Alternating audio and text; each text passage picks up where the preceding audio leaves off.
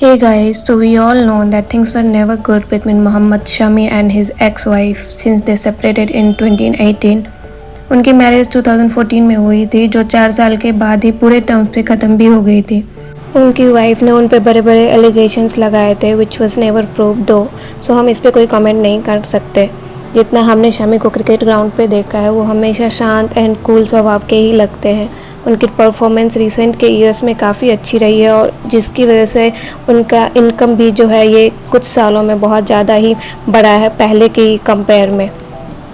हालांकि time to time उनकी ex wife media के सामने आके उनके बारे में बहुत ही भला बुरा बोलते रहती है, जो कि मेरे हिसाब से बिल्कुल सही नहीं है। अगर आपको किसी से कोई प्रॉब्लम है तो आप एक टाइम पे इंटरव्यूज़ दे के और अपना पॉइंट रख सकते हो और अपनी बात बोल सकते हो। बट इनके केस में ये है कि जब जब सैमी अपने करियर में कुछ अच्छा परफॉर्म करते हैं और उसकी वजह से चर्चा में आते हैं, ये मीडिया के सामने आके कुछ ना कुछ बोल के उनकी इमेज को डैमेज करने की पूरा ट्राई करती है, which somehow shows about her behaviour, right.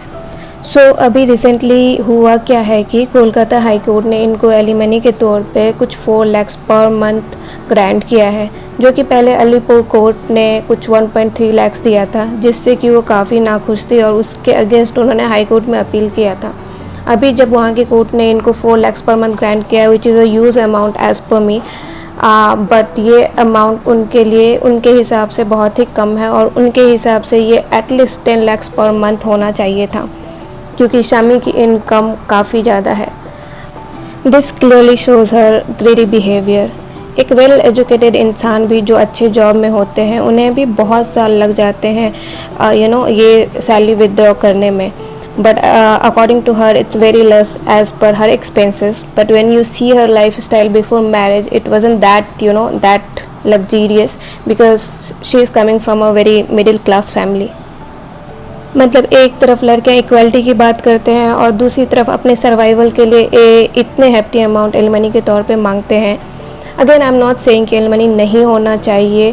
There are women जिन्होंने अपनी फैमिली के लिए सालों बहुत कॉम्प्रोमाइज़ किया है, and there are several situation where alimony is rightly granted by court and those are absolutely fine.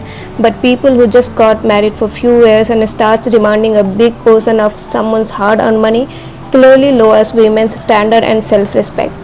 Well, again, this is my point of view. Please let me know your views in comment section and please do like and subscribe my channel Feminia. Thanks and bye.